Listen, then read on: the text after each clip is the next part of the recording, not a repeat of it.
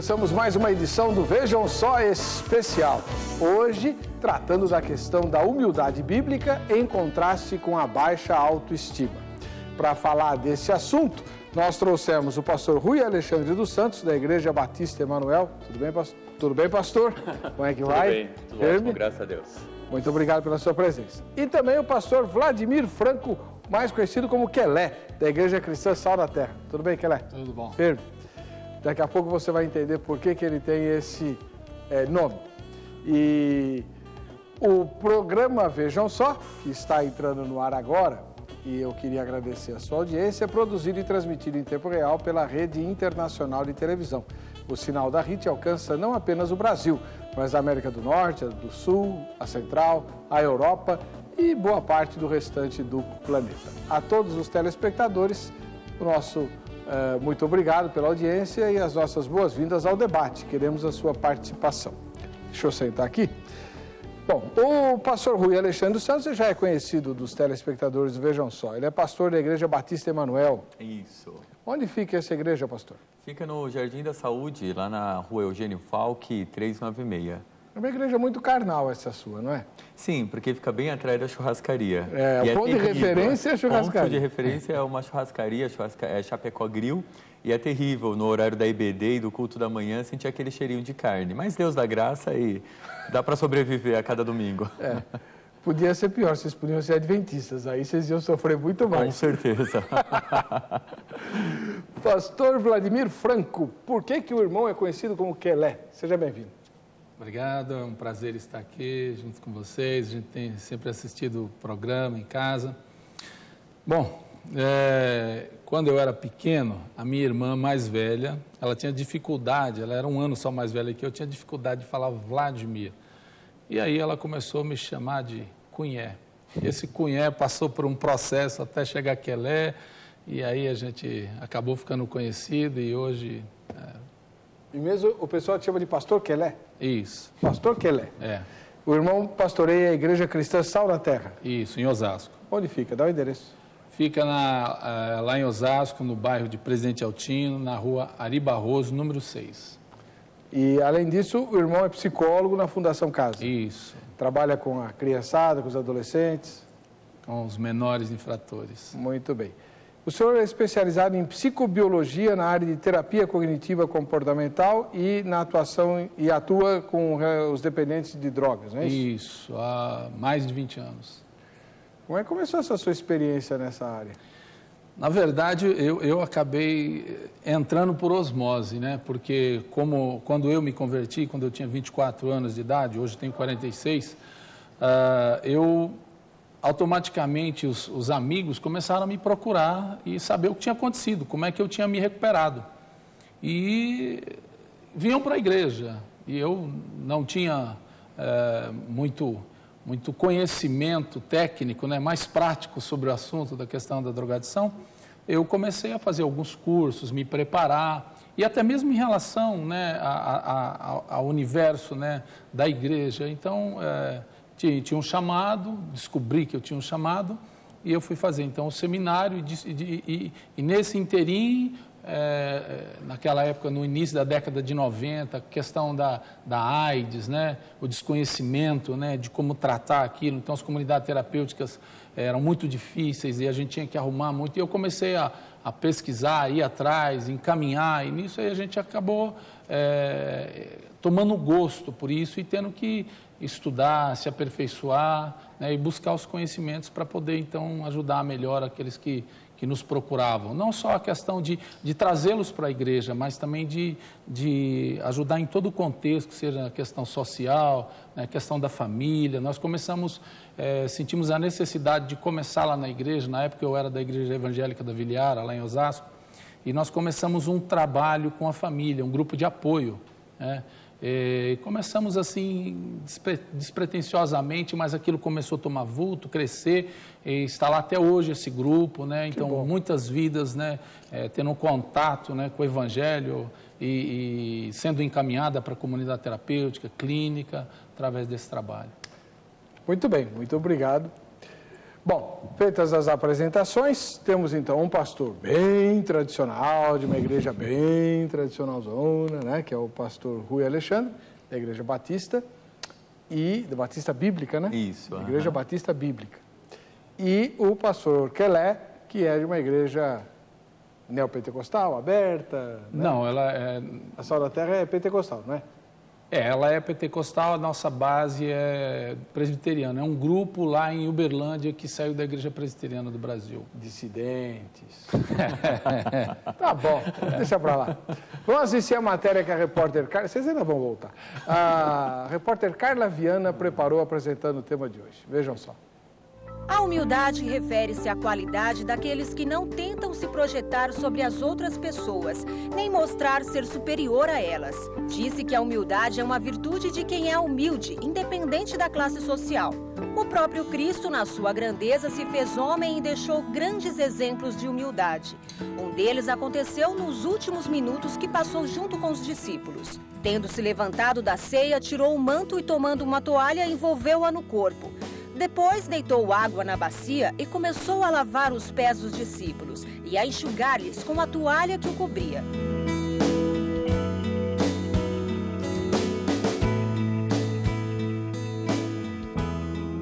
Na época era comum usar sandálias. Com isso, os pés dos antigos facilmente se enchiam de poeira. Aos servos cabia a humilde tarefa de lavar os pés dos visitantes ou convidados de seus senhores. Uma ação que resultava em conforto para quem tinha os pés lavados, em demonstração de hierarquia. Foi por isso que Pedro, num primeiro instante, recusou que Jesus lavasse-lhe os pés. Ao que Cristo respondeu: "Se eu não te lavar, não terás parte comigo." Cristo deixou este exemplo para que os discípulos entendessem o que era a humildade, naquela ocasião e nos dias de hoje.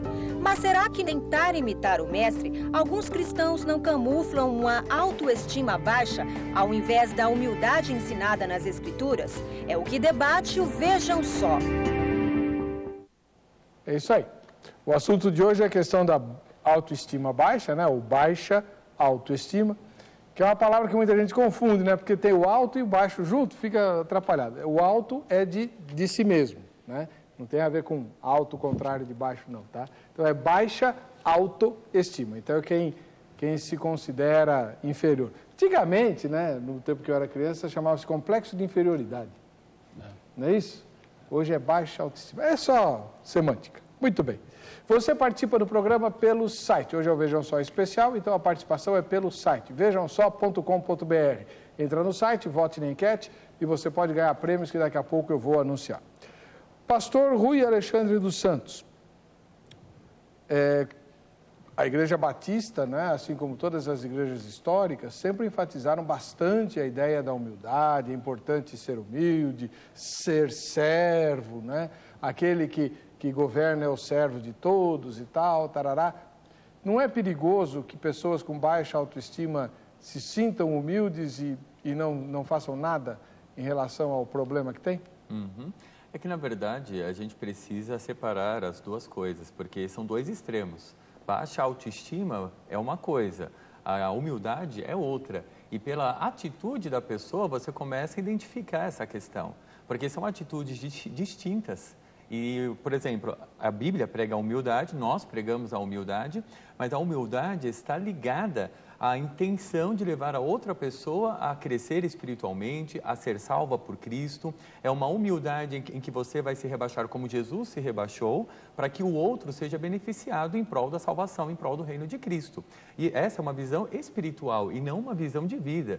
Numa pessoa, por exemplo, no ter projetos, no ter sonhos, se sentir incapaz, né, de construir a sua história, aí é outro problema que aí nós identificamos a baixa autoestima que precisa ser tratada desta forma. Agora, humildade, biblicamente falando, vai pelo caminho da ideia da salvação, de abençoar a vida do próximo, é você fazer como Cristo fez, saiu da sua posição, como disse o apóstolo Paulo à igreja de Filipos, sai da sua posição para poder abençoar a vida de alguém. Então, são duas coisas extremamente distintas. E pelo comportamento do membro, na nossa caminhada espiritual com eles ali, como pastor, a gente começa a detectar isso. Porque uma pessoa com baixa autoestima é uma pessoa apagada, ela não se envolve com os projetos, é uma pessoa que não tem sonhos, está sempre do lado do pessimismo, sempre vê problemas em tudo. Você começa a diferenciar, diferente da outra, que é extremamente ativa, motivadora, mas é humilde no seu comportamento, não humilha ninguém, não se sente superior a ninguém, às vezes até leva um prejuízo em prol da bênção espiritual na vida do outro. E a gente consegue detectar isso na nossa caminhada espiritual com os membros. Muito obrigado. Pastor Quelé, o senhor trabalha com crianças e adolescentes e famílias que vivem talvez a pior tragédia do nosso tempo, né? Que é a questão da droga, da convivência, porque não é só a pessoa viciada que tem problemas. Todo mundo que lida com ela tem. Sim. Né? Que sofre as consequências e tudo e com muito pouca esperança, né? Então é muito comum encontrar gente com baixa autoestima nesse meio, não é? Muito. Enquanto estava falando, veio à minha mente uma adolescente de 16 anos que, se não me engano, ontem, quando estava dentro da unidade, eles estavam indo para o almoço e ele foi um menino que ficou na sala. Teve uma assembleia com todos e aquele adolescente ficou, inclusive em toda a assembleia ele estava cabisbaixo. E eu fui falar com esse rapaz, ele de vez em quando, ele é muito alegre, mas de vez em quando ele começa a ficar muito introspectivo. E eu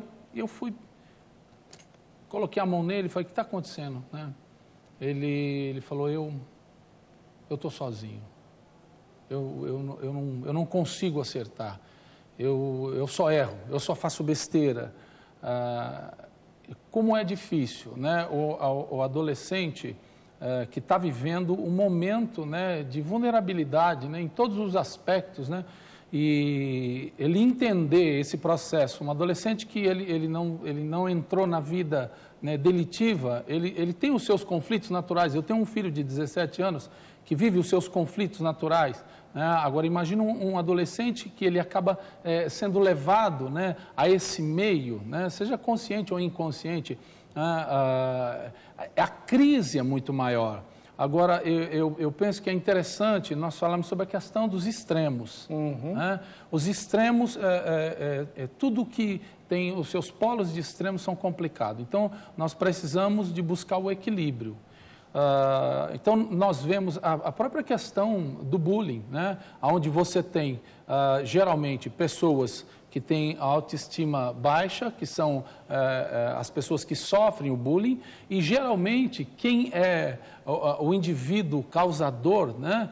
Que está na outra ponta, ele tem a autoestima elevada, né? Podemos dizer assim. Ou seja, é o indivíduo que ele acha que é da maneira dele, é do jeito dele, que ele está certo, e aí então ele começa a se isolar dos outros, né? Então nós ficamos em dois polos, né? Então onde que ele sabe quem ele, e a vítima dele é aquele que tem a autoestima baixa, né? Então, e a gente está vendo aí, né, vários casos, né, que estão vindo à tona, e justamente são esses aí. E no momento, é interessante também, porque muitas vezes esses adolescentes que estão nesse processo, cumprindo uma medida socioeducativa, eles acabam entrando, no início eles eram aqueles indivíduos que estavam cometendo delito, que estava lá em cima, né? E de repente agora eles entram num outro processo, onde a autoestima, né, deles fica lá embaixo. Então nós precisamos todo um trabalho em equipe, né? Porque a questão,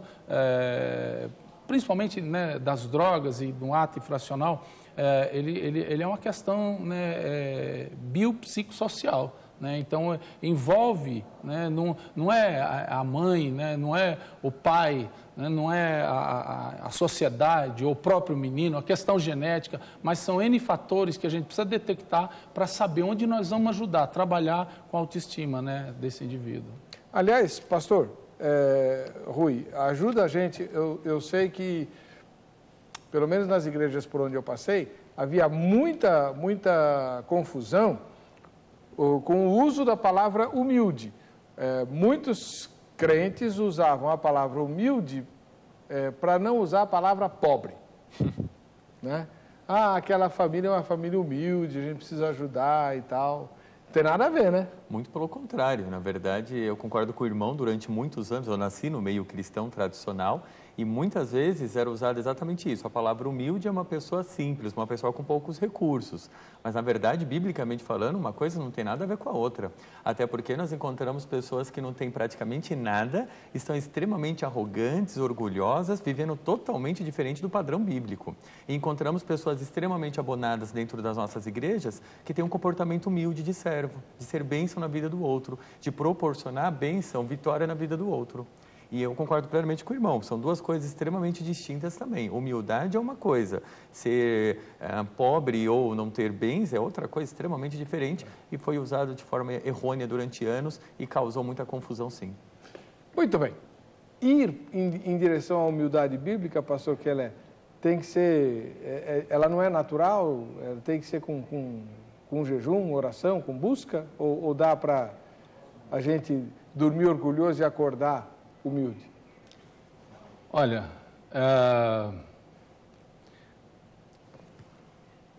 como o apóstolo Paulo fala, né, quando ele traz algumas receitas para a igreja de Roma, ele fala sobre o processo da vida cristã. Então, é uma etapa. Então, nós temos que buscar nos conhecer, né, entender a nós mesmos como pessoa. Nós precisamos gostar de viver em nós. Então, esse é um processo, né? Quando nós entendemos quem nós somos, quando nós procuramos, né, em Deus, né, os paradoxos, né, entender daquilo que Cristo sempre falou dos paradoxos, né? Quem quer ser o primeiro tem que ser o último, quem quer viver tem que morrer, né? Então, a gente entender que quem quer, como o pastor Iovaldo Ramos diz, né, quanto mais a nossa patente eclesiológica é maior, mais nós somos servos, né? Então, quando nós entendemos isso, a gente entende o que é reino de Deus. Então, a questão da autoestima, eu volto a repetir, é uma questão de equilíbrio. Existe uma linha em que diz aonde que abaixo, porque, na verdade, a autoestima é uma avaliação que a gente faz que é subjetiva, né, daquilo que a gente pensa de nós, né? Agora, a gente pode fazer uma avaliação de como eu penso que eu sou, como de fato eu sou, aí é uma avaliação, e de como o outro me vê. Então, quando eu também entro em equilíbrio com isso, que muitas vezes eu penso que eu estou, né, abafando.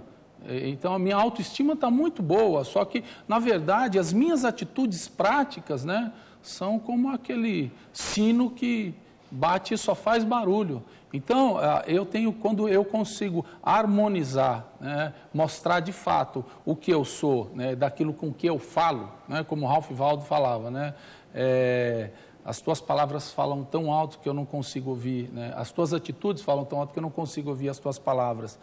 Então, eu penso que a autoestima, quando nós começamos como cristão, né, a chegar perto, né, daquilo que Cristo passou para nós, né, como ele se submeteu, né, ele que era 100% Deus, mas que também era 100% homem.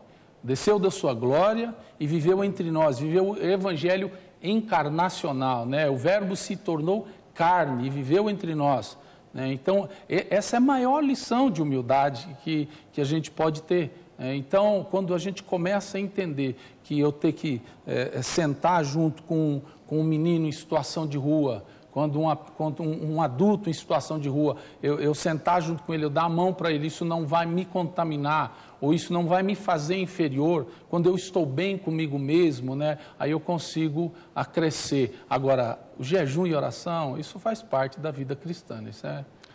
Muito bem, pastor Kelé, qual é o grande risco, né? O pastor Rui disse que a pessoa que tem autoestima baixa acaba não atrapalhando, tal, não é bom, mas não dá tanta dor de cabeça para o pastor como o prepotente, o arrogante.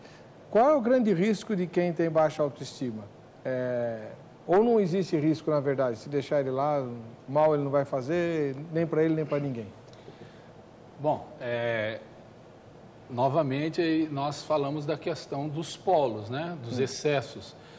E esse orgulhoso, esse prepotente, esse é o indivíduo que tem uma autoestima elevada, que na verdade ele é fragilizado nas suas emoções. Então ele precisa fazer barulho para chamar. Então esse indivíduo, ele espalha. Enquanto que o que tem autoestima baixa, ele se retrai. Então, a questão dele trazer o problema no contexto da eclesia, né, no contexto da dinâmica da igreja, é justamente isso. As pessoas, elas suportam ele, mas não no sentido de dar suporte, mas de não aguentar mais ele, né? Então, as pessoas acabam dando risada, piada, tudo, e é aquela questão, né, de como eu me vejo, como os outros me veem. Então, ele pensa que ele está abafando, e ele está trazendo problemas, né? Então, na verdade, essa questão do indivíduo que ele tem autoestima elevada, é esse indivíduo que esses extremos, né, dentro da igreja vão causar problemas, sim. Esses indivíduos, quando eles estão fora desse contexto da igreja, quando eles acabam enveredando para outros caminhos, são esses indivíduos narcisistas, são esses indivíduos que vão para um estádio de futebol, né, para brigar, que vem alguma pessoa diferente dele ou do gosto dele, né, das preferências dele, então ele tem que eliminar. Né? Enquanto que esse indivíduo, e é muito difícil de ajudar esse indivíduo, porque ele é autossuficiente. Claro, né? Ele não precisa de ajuda, então ele se basta. Né? Agora, enquanto que o indivíduo de autoestima baixa, ele está pedindo socorro. Porque o corpo dele também está falando, né? Ele está ali no canto dele, então aí é que é a visão da igreja, né? É a visão da igreja primitiva, onde fala onde tinham tudo em comum, então um ajudava o outro. Então é difícil você ir ajudar uma pessoa e falar, não, olha, estou aqui para te ajudar, e o indivíduo não quer ajuda. Né? Enquanto que o outro, as atitudes, o corpo dele está falando que ele quer ajuda, né?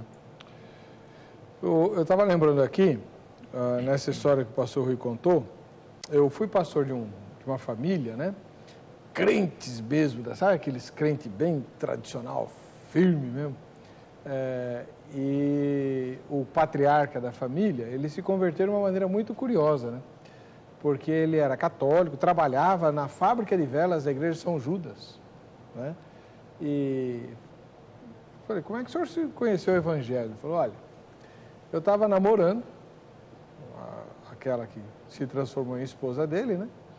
E a gente estava numa praça, lá no Jabaquara, num domingo à tarde. Estávamos num banco de praça lá, namorando e tal. E aí chegaram uns irmãos acho que da Igreja Cristã Evangélica. E começaram a fazer um culto ao ar livre. Isso tem muitos anos, né? Então fizeram o culto ao ar livre e tal. E eles ficaram lá, ele era um homem muito assim, duro, né?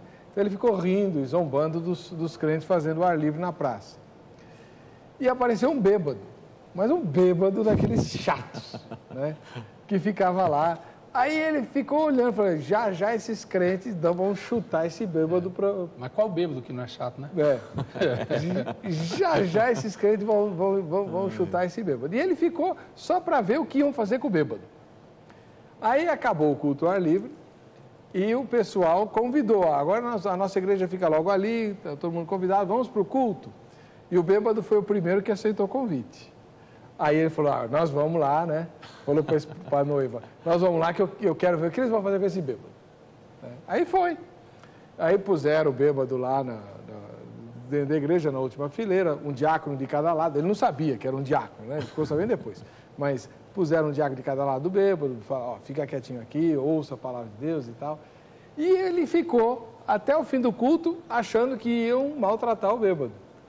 E a palavra entrou no coração dele. Quando foi no domingo seguinte, ele propôs para o noivo, vamos voltar lá naquela igreja lá, e acabou se convertendo. Por causa de um bêbado, ele se converteu. Porque o bêbado não foi rechaçado. Né? O bêbado não foi, sai daqui, seu fedido. Né? Olha só, e uma família inteira de crentes bons nasceu por conta dessa experiência. Entendeu? Isso chama inclusão, né? Pois é. Exatamente. Pois é. Agora, o pastor Kelé, como é que o senhor faz na prática? Eu fico imaginando, porque na igreja é uma coisa, mas lá na Fundação Casa é outra, né? eu não sei nem se pode usar a pregação ali. Antigamente podia, agora não sei. Pode. Mas como é que o senhor faz para trabalhar? Não no meu caso, né? Lá eu sou psicólogo. Lá o senhor é psicólogo. Então, aí o senhor tem um adolescente infrator, que já fez barbaridades e tal, tanto é que está lá. Como é que o senhor faz para convencê-lo de que Deus o ama? Porque ele deve ter a autoestima dele estraçalhada, né? Como psicólogo, né, a gente tem que trabalhar as questões, né, as questões comportamentais, as questões familiares, questões internas, né? E a questão da espiritualidade, a gente pode dizer assim, é uma escolha pessoal.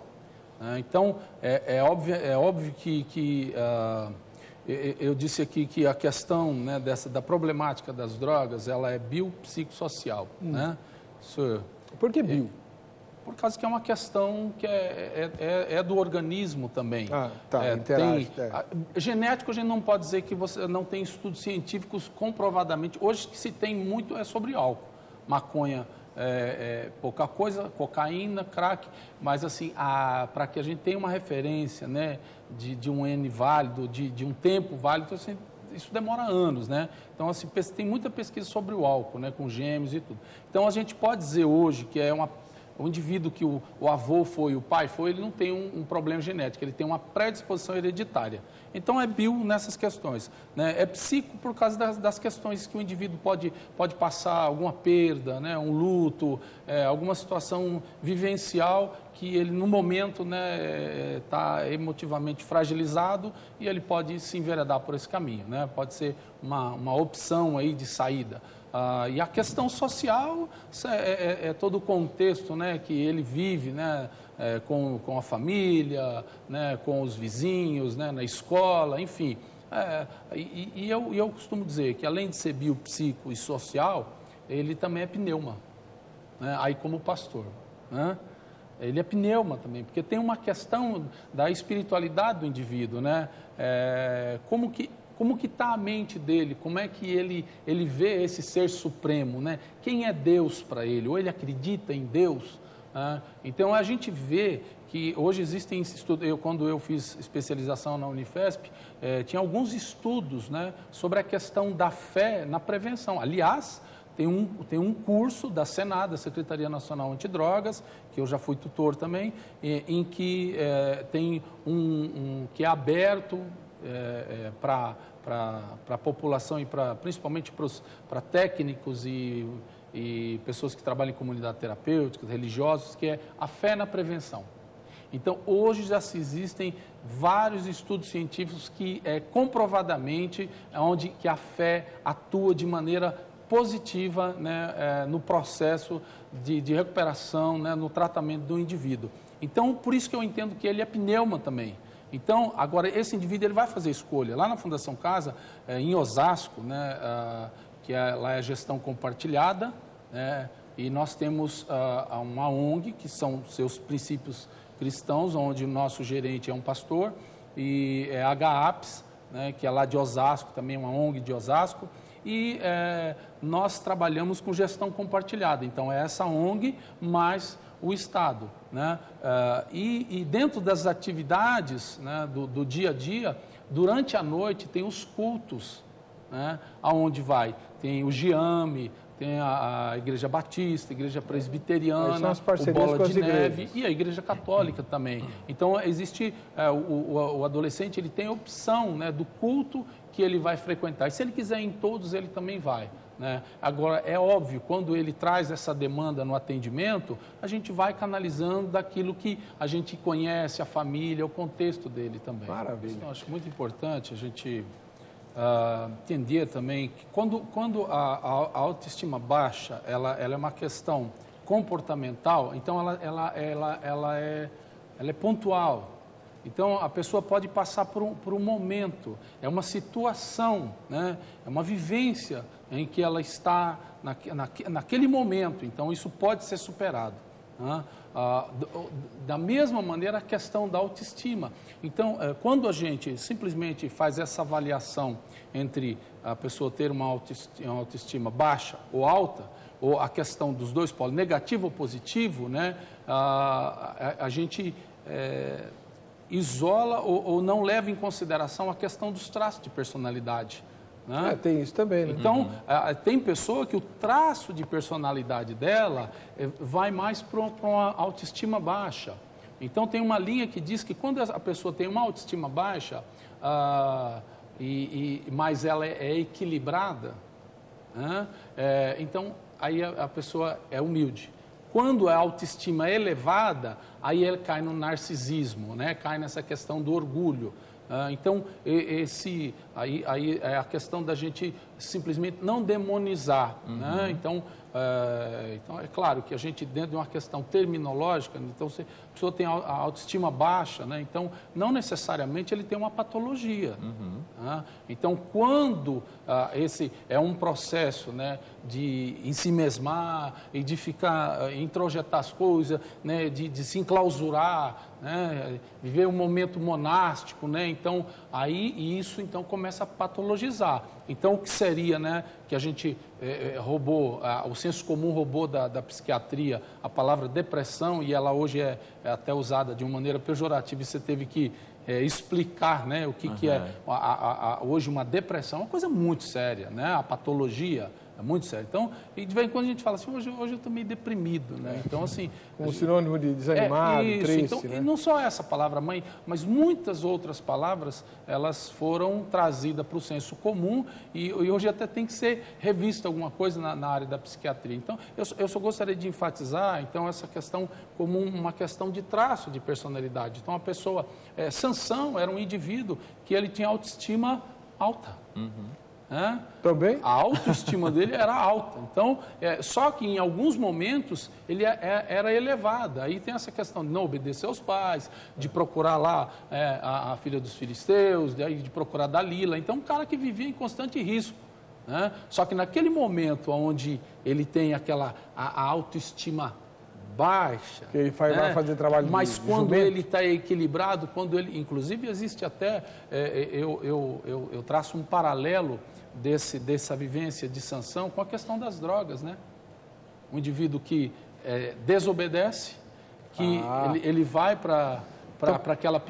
Pastor, vamos fazer o seguinte, eu estourei o tempo do bloco, no próximo bloco o senhor explora essa questão do Sansão e as drogas, porque eu nunca tinha ouvido falar que dá para usar Sansão para tratar da questão das drogas. Volto já, que vejam só.